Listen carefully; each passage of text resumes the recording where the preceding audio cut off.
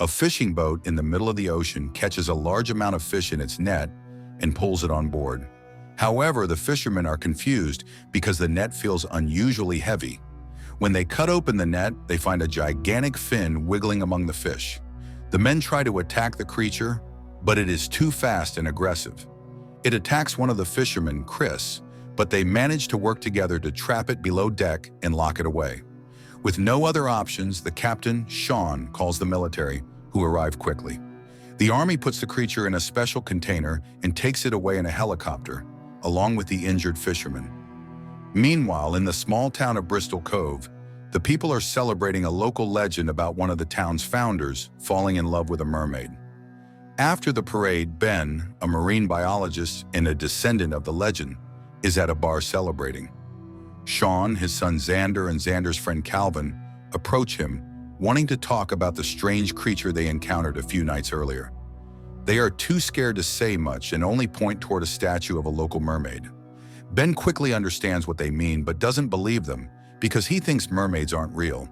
The fishermen are convinced about what they saw and even show him footage of the mermaid attacking. However, Ben still believes there must be another explanation. Next, at a military base, Admiral Harrison is briefed about the creature the fisherman caught. He is shocked when he sees the creature, which looks like a mermaid.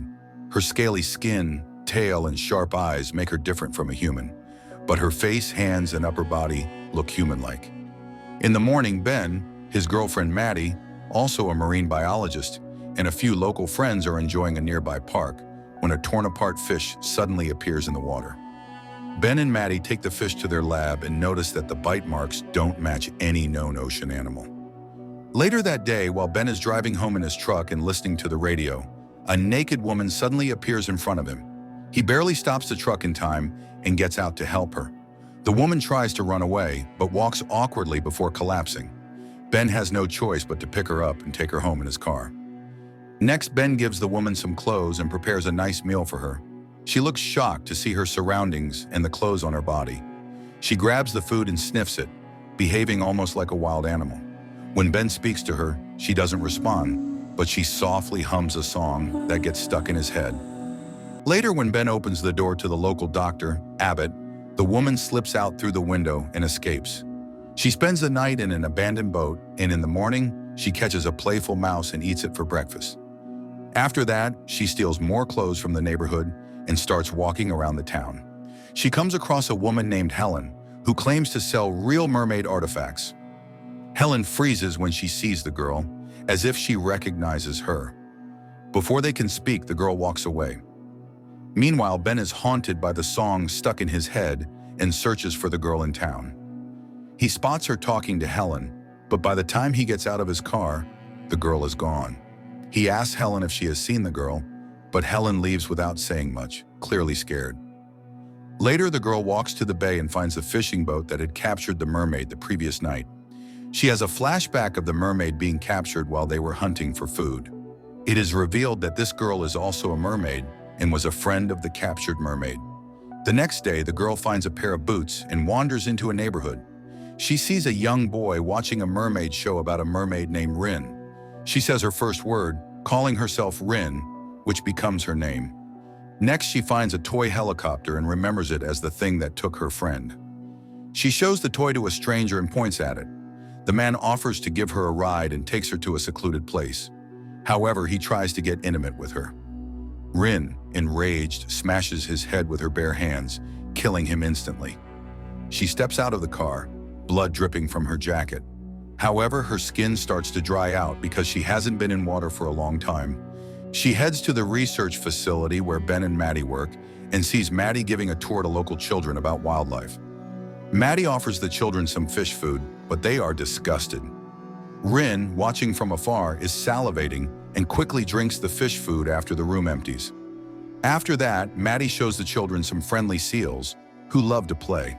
However, when the seals see Rin, they become aggressive and try to escape from her. Maddie is confused by their reaction and takes the children away. Just then, Ben arrives at the facility and spots Rin. Ben reassures Rin that he only wants to help her. He notices her dry skin flaking away like scales. He then introduces Maddie to Rin before Maddie leaves. That night, Ben steps away to call Abbott. but Rin's condition worsens. Her skin dries out completely, and scaly patches start appearing all over her body. Feeling unbearable discomfort, Rin dives into the seal's pool. Once she is fully submerged, her body begins to transform into a mermaid. Her sharp teeth grow, her scaly skin and fins reappear, and her legs merge into a single large tail that covers her lower body. When Ben returns, he is shocked to find Rin missing. He checks the monitor and sees her in the seal's pool. Believing she is in trouble, he rushes to help and dives into the pool. Underwater, Ben is stunned to see that Rin is, in fact, a mermaid.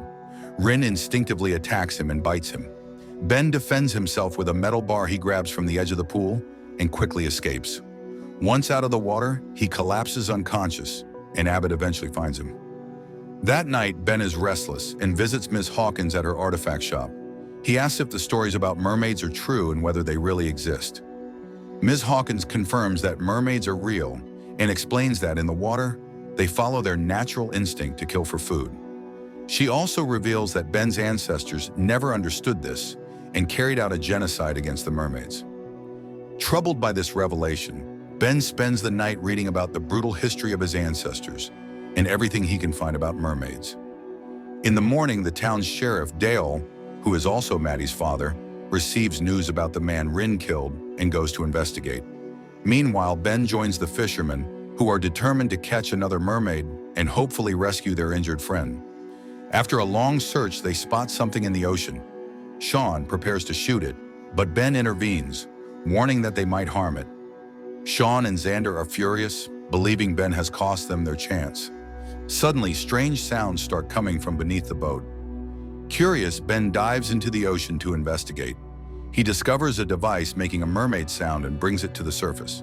Upon examining it, they realize it is a high-tech device with a camera and tracking system. Someone placed it there intentionally, clearly aware of their activities. In the morning, Rin sheds her mermaid tail and spends the night near a tree. She then wanders around town until she meets Helen again. Rin tells Helen that she is looking for her lost friend. Meanwhile, Ben explains everything to Maddie and shows her the footage of Rin attacking him. Without the video, Maddie would not have believed him. At the same time, Xander brings the mysterious device to their friend Calvin, asking him to figure out what it is. Next, Helen goes out to buy appropriate food for Rin after noticing her struggle with eating human food. Later that day, Ben talks to his father, Ted, about their family legacy.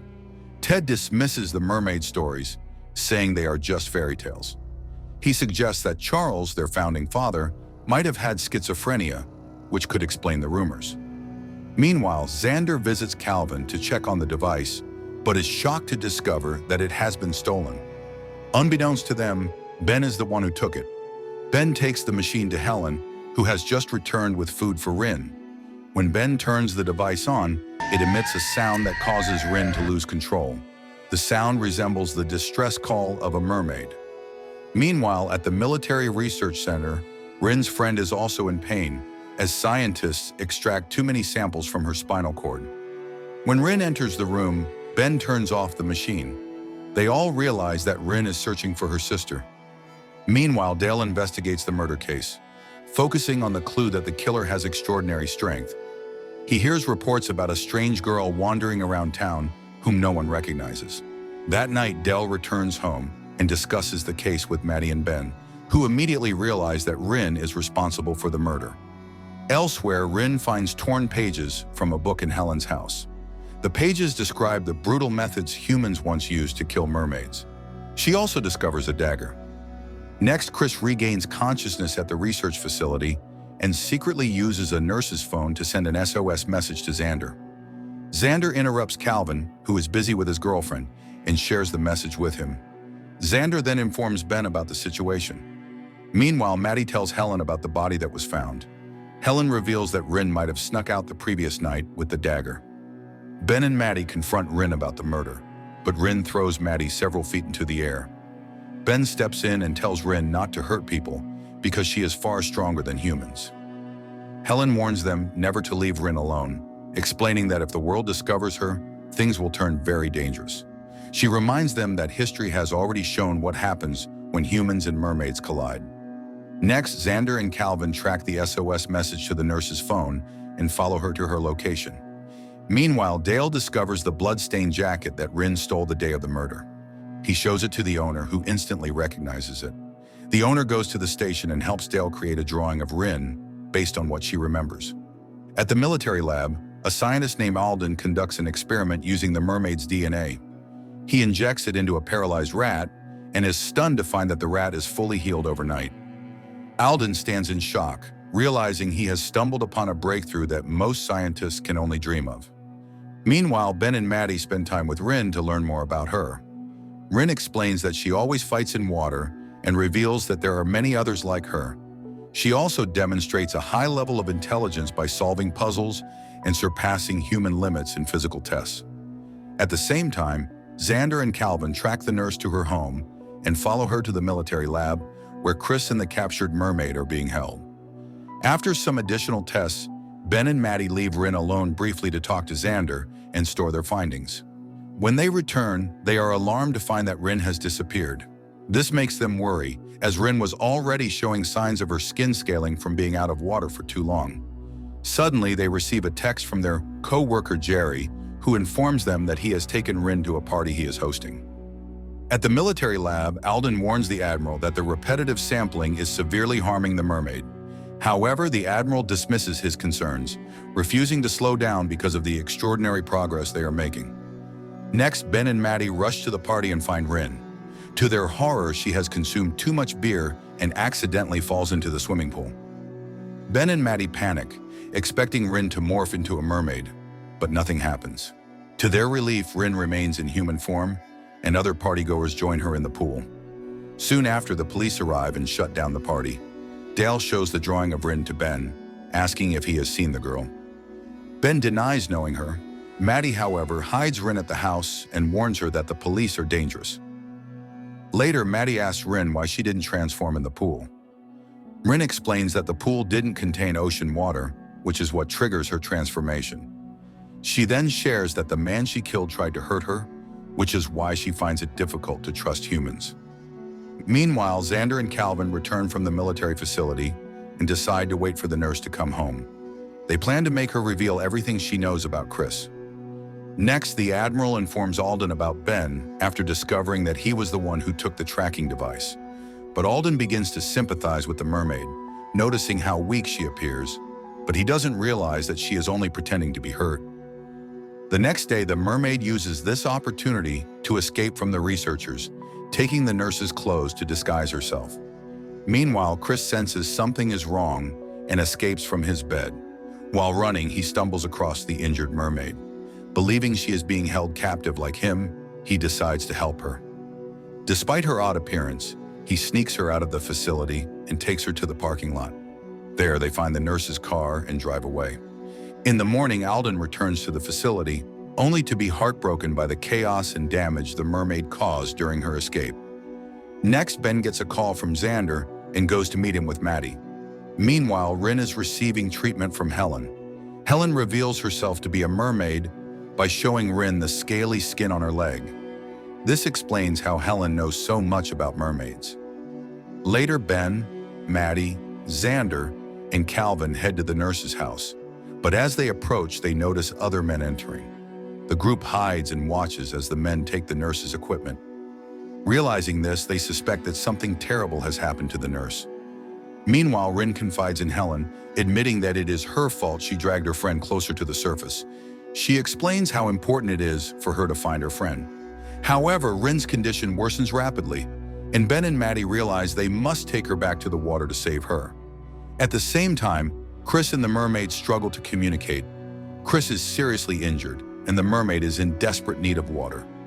Despite their challenges, they both understand they must stick together, as they share a common enemy. Next, they find a location with a signal, and Chris calls Xander and Calvin, asking them to hurry because he is badly hurt. Meanwhile, Ben and Maddie give Rin a location tracker to keep tabs on her. Just then, they receive word from Xander that Chris has been found. Ben, Maddie, and Rin rush to the location and find Chris struggling to stay conscious. From a distance, Rin sees her friend and immediately moves toward her. Ben helps Chris into Xander and Calvin's car. Xander and Calvin are thrilled to see their friend alive, but Chris refuses to go to the hospital. Ben suggests taking him to Abbott instead, and Xander and Calvin rush to get him there. Meanwhile, Rin reunites with her friend, and the two embrace after being separated on that fateful night. Maddie watches their emotional reunion and is soon joined by Ben. Together, they watch as Rin's friend carries her into the ocean. The two mermaids swim freely, regaining their strength and freedom. Ben and Maddie watch this heartfelt moment from the shore, realizing that Rin and her friend are not just companions, they are sisters. The end. Thank you for watching. Be sure to like our channel and subscribe if you enjoy content like this. Also, if you'd like to see us recap part 2, let us know in the comments.